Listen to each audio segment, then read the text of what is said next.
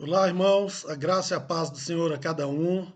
Hoje estamos aqui para estudarmos a lição 2, que é a atuação do Espírito Santo no plano da redenção. Em primeiro lugar, nós vamos fazer a leitura do texto bíblico.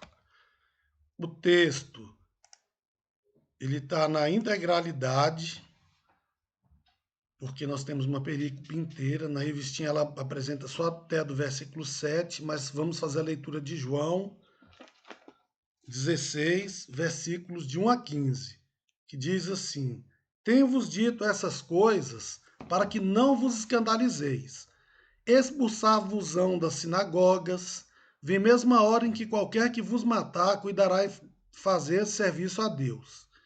E isto vos farão, porque não conhecem ao Pai nem a mim, ou por não conhecerem ao Pai nem a mim. Mas tenho-vos dito isto, a fim de que, quando chegar esta hora, vos lembrei de que já vô-lo tenho dito. Eu não vos disse isto desde o princípio, porque estava convosco. Agora vou para aquele que me enviou, e nenhum de vós me pergunta: para onde vais?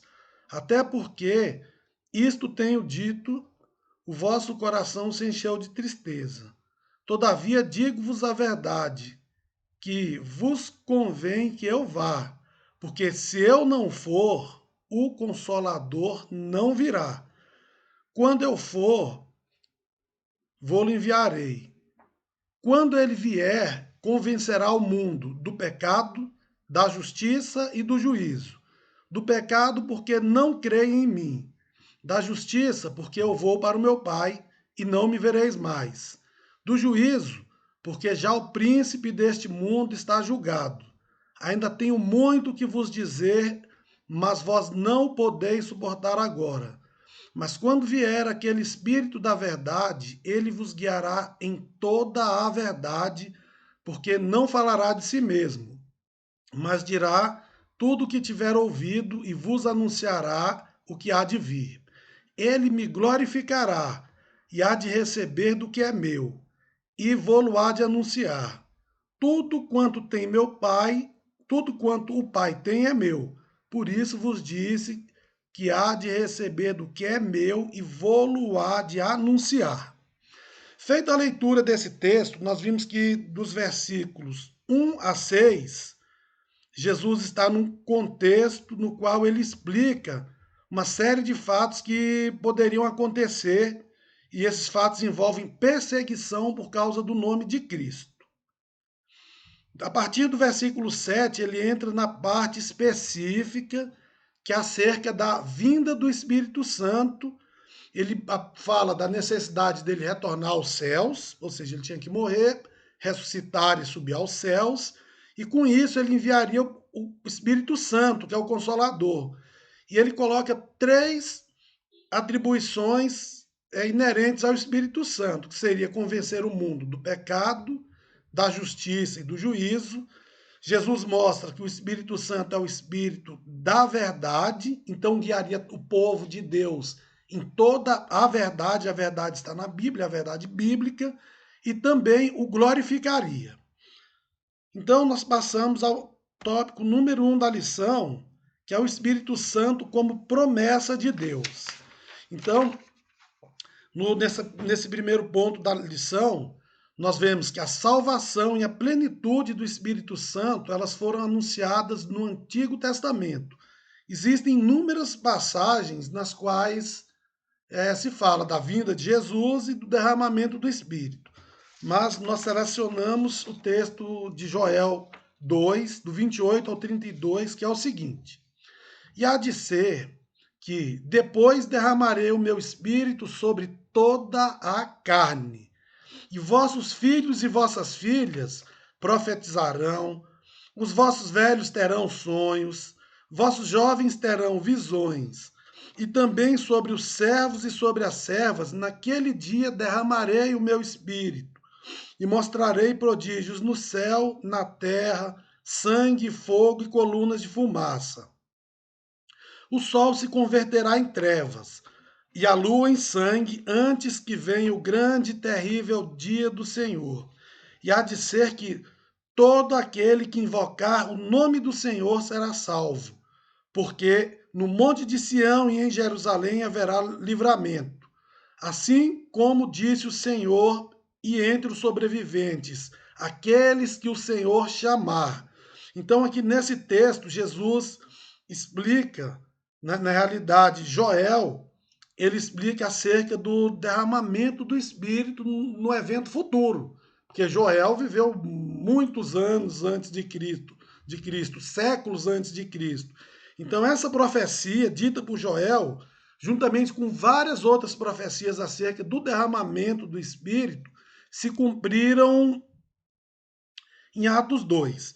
É necessário lembrar, nós fizemos a leitura aqui em João, acerca da necessidade de Jesus voltar aos céus, nós lemos João 14, mas em João 16, 7, é dito da seguinte maneira. João 16, versículo 7. Eu vou ler o texto.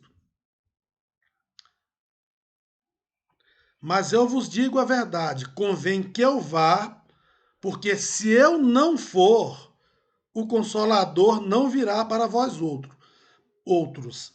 Porém, se eu for, eu vou-lo enviarei. Então, nós vimos aqui de início a promessa de derramamento do Espírito. Eu falei que são várias profecias bíblicas. Nós destacamos o texto de Joel 2, do 28 ao 32. Depois nós vemos Jesus aqui na terra.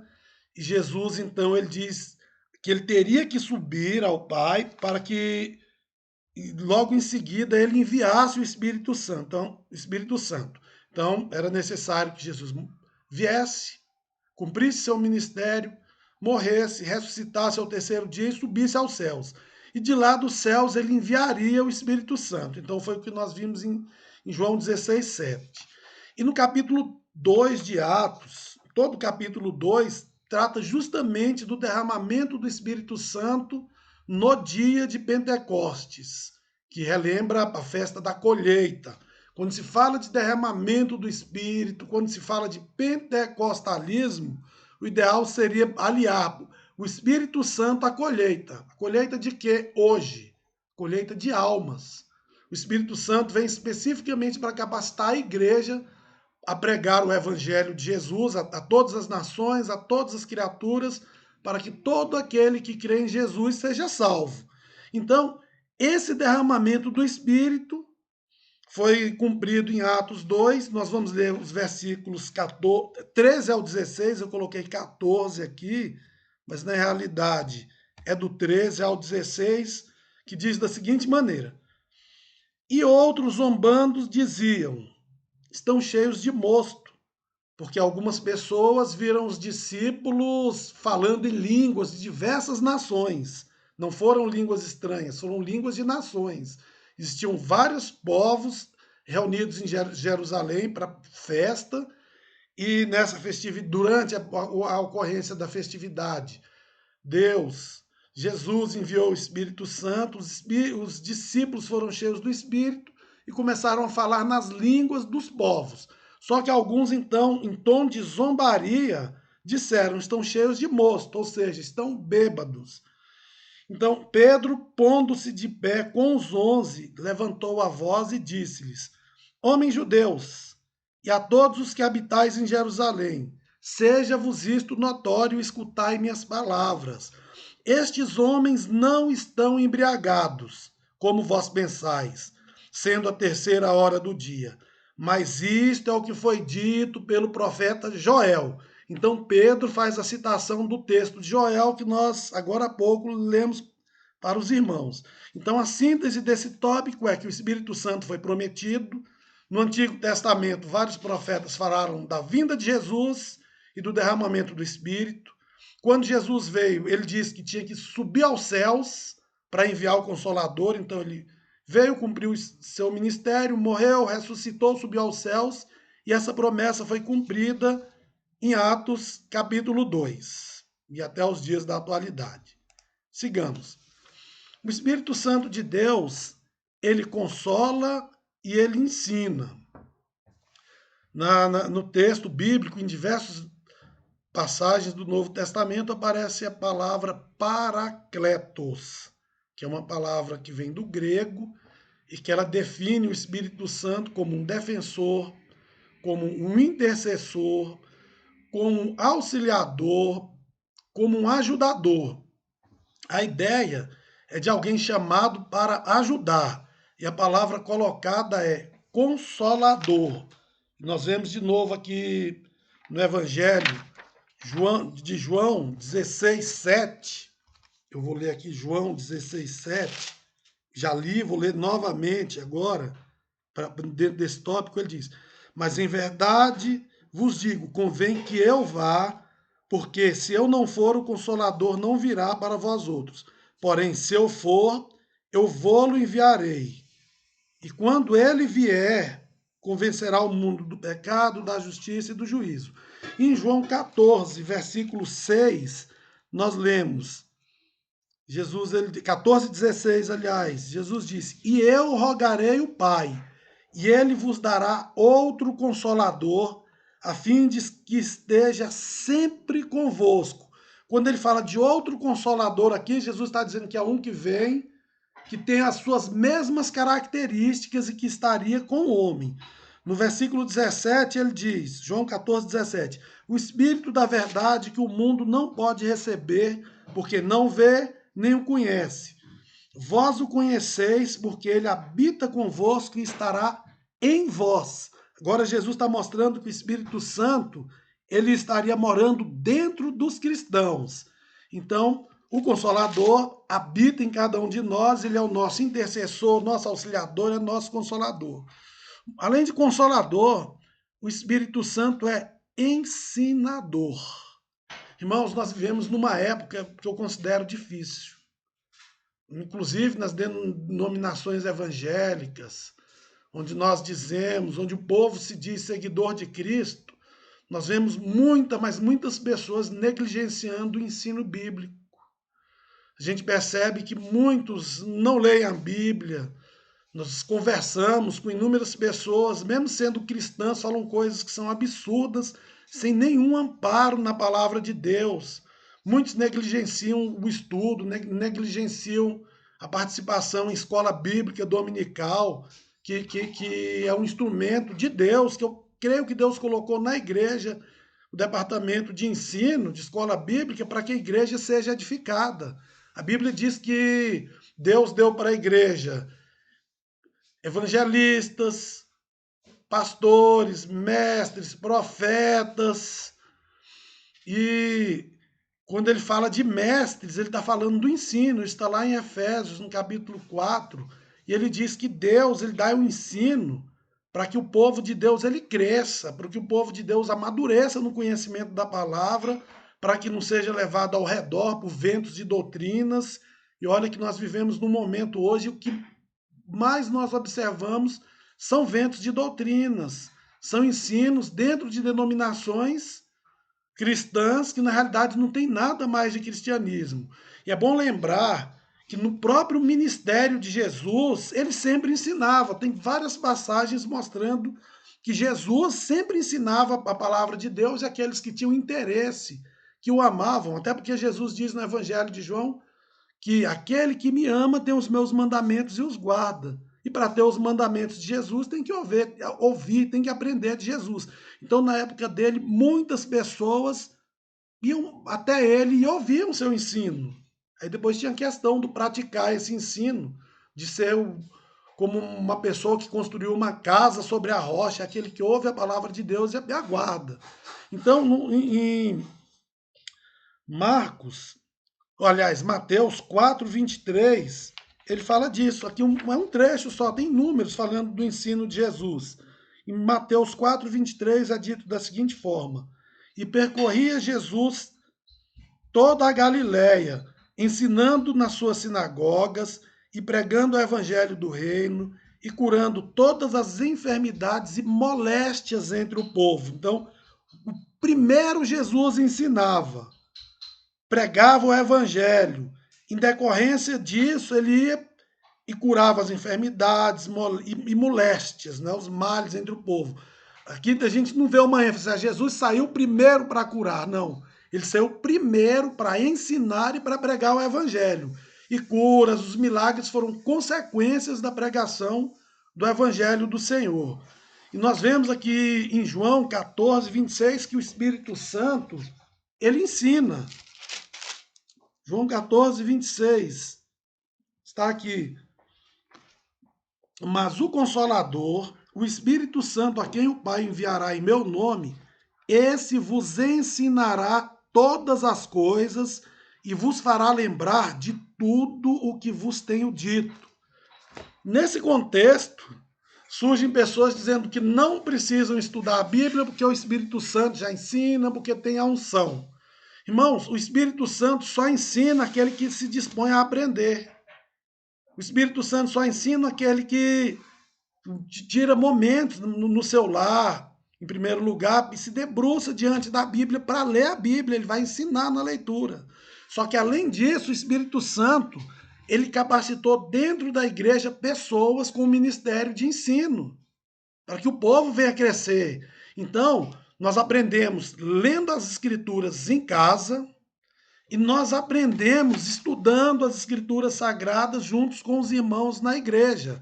Então, algo importante que nós demarcamos aqui no estudo é que ninguém aprende algo que não viu, nem leu, nem estudou. Nós também estamos numa época que muitos querem debater inúmeros assuntos, mas sem quererem estudar o assunto.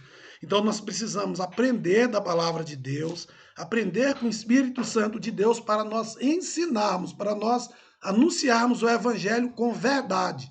Afinal de contas, como nós já lemos no texto bíblico, o Espírito Santo é o Espírito da verdade. Então, a ajuda do Espírito Santo, ele não desobriga a ninguém do estudo bíblico. Muito pelo contrário. Se eu sou cheio do Espírito Santo, eu tenho desejo ardente de estudar a palavra, de crescer no conhecimento da palavra de Deus. Então, feita essa explicação, vamos ao próximo tópico, que é o Espírito Santo reprova e convence o mundo. No texto, em João 16, versículo 8, nós lemos, eu vou ler de novo aqui. Quando ele vier, convencerá o homem do pecado, da justiça e do juízo. Então, o primeiro aspecto da ação do Espírito Santo é que ele convence, ele persuade. O Espírito Santo não impõe nada para ninguém. Se eu quero ler a Bíblia, o Espírito Santo já me mostra que eu tenho que ler, ele faz eu sentir que eu tenho que ler pelas próprias Escrituras. É um desejo que o Espírito Santo faz nascer no meu coração. Mas Deus não nos obriga, porque na realidade, se nós somos cheios do Espírito Santo, nós sentimos necessidade de fazer as coisas de Deus, de conhecer mais de Deus. Então, em relação aos três aspectos dos quais nós comentamos aqui, e que a Bíblia comenta no texto lido, é do pecado, da justiça e do juízo. O primeiro tópico é do pecado. Ele não fala dos pecados. A palavra pecados, ela significa transgressões diárias que o homem comete, que ele se dobra diante de Deus e pede perdão por eles. Só que quando ele fala do pecado, ele trata da incredulidade da raça humana, do não crer em Jesus. Então o Espírito Santo vai convencer o homem da incredulidade e da necessidade de se ter Jesus como Senhor e Salvador. O Espírito Santo, então, ele ilumina a mente do homem para que ele possa crer. Em João 16, 9 foi dito, do pecado por não crerem em mim. Por isso que nós fizemos essa leitura. Jesus disse que o maior pecado é não crer em Jesus. Por quê? Porque aquele que não crê em Jesus, segundo as palavras de Jesus, do Evangelho de João, já está condenado. Todo aquele que não crê em Jesus já está condenado, mas aquele que crê em Jesus, ele já tem a vida eterna, é um salvo por Cristo. Então, voltando, versículo 9, do pecado por não crerem em mim. Versículo 10, da justiça, porque eu vou para o meu Pai e não me vereis mais. Quando fala da justiça, no nosso estudo, ele mostra a justiça impecável de Cristo, que intercede. Jesus está intercedendo pelos homens. Na cruz do Calvário, enquanto ele sofria, se esmaindo em sangue, em dor, o povo zombava dele. E da cruz ele disse, Pai, perdoa-lhes, porque não sabem o que fazem. E em Hebreus, capítulo 7, versículo 25, nós vemos, portanto, pode também ser salvar perfeitamente os que por ele se achegam a Deus, vivendo sempre a interceder por eles. Então, quando o homem crê em Jesus Cristo como Senhor e Salvador, ele recebe o mérito de Cristo. Antes de crer em Cristo, o homem é um devedor, é um pecador, uma pessoa destinada à perdição eterna. Mas quando o homem recebe Jesus como Senhor e Salvador, ele é justificado por Jesus. Ele recebe a justiça de Jesus em si mesmo. Então, antes de ter Jesus, o homem é convencido da necessidade de salvação, porque nenhum homem pode pagar o preço de seus pecados. Então, nesse convencimento da justiça, o homem é conduzido a Jesus, que é o nosso advogado. Em João 2, 1 e 2 diz: Meus filhinhos, estas coisas vos escrevo para que não pequeis. E se alguém pecar, temos um advogado para com o Pai, Jesus Cristo o justo. Aqui ele está falando dos pecados que o homem pode cometer, das transgressões diárias, as que nós cometemos diariamente. Não há homem que não peque. Por isso precisamos de Jesus como advogado. Mas também a Bíblia diz que ele é a propiciação pelos nossos pecados, não somente pelos nossos, mas pelos do mundo. Então, só por meio de Jesus o homem pode ter a salvação, só por meio de Jesus ele pode receber a justiça que vem de Deus. E no terceiro ponto ele fala do juízo. João 16, 11 é dito da seguinte forma: do juízo, porque o príncipe deste mundo já está julgado. Então, quando se fala de juízo, é bom lembrar também que os nossos pecados, os quais nós não podemos pagar, não temos mérito nenhum, obras não pagam, é sempre bom lembrar Efésios capítulo 2, versículos 8 e 9, que diz: porque pela graça sois salvos, mediante a fé, e isto não vem de vós, é dom de Deus, é presente de Deus, não vem de obras para que ninguém se glorie. Obras não salvam. Obras só mostram, quando nós fazemos obras, mostram o nosso caráter em Cristo, porque se nós temos Cristo, nós fazemos as coisas que são boas. Então, para pagar os nossos pecados, só em Cristo. Então, os nossos pecados foram julgados em Cristo, ele morreu por nós. Então, o castigo que haveria de vir sobre nós recaiu sobre Jesus. Então, nossos pecados foram pagos na cruz do Calvário. E também, no texto, trata do julgamento do diabo. Vou reler João 16, 11. Ele diz: do juízo, porque o príncipe deste mundo já está julgado. O diabo foi vencido por Jesus na cruz do Calvário. Jesus morreu na cruz, ressuscitou ao terceiro dia, subiu aos céus. Então o diabo já está julgado, já está vencido. Então, esses são os três tópicos. Por fim, nós podemos concluir que o Espírito Santo foi uma promessa de Deus desde o Antigo Testamento, que se cumpriu no Novo. Nós fizemos a leitura de Atos 2 e falamos que existem inúmeras passagens. Nós selecionamos do Antigo Testamento Joel 2, a partir do 28. Do Novo Testamento fizemos a seleção de Atos 2, que vemos que o Espírito Santo, então, na redenção humana, ele age convencendo o homem do pecado, da justiça e do juízo, já explicados. E para isso, o Espírito Santo capacita os servos de Deus a entenderem as Escrituras e a anunciarem o Evangelho. O Espírito Santo pode abrir os olhos de uma pessoa para entender as Escrituras, para poder transmitir a verdade a outros. Ou até uma pessoa que ainda não tem Jesus, sentiu aquela sede, é claro que só o Espírito Santo pode impulsioná-la a isso, e ela lê a palavra de Deus e receber a salvação. Então, esse é o nosso estudo.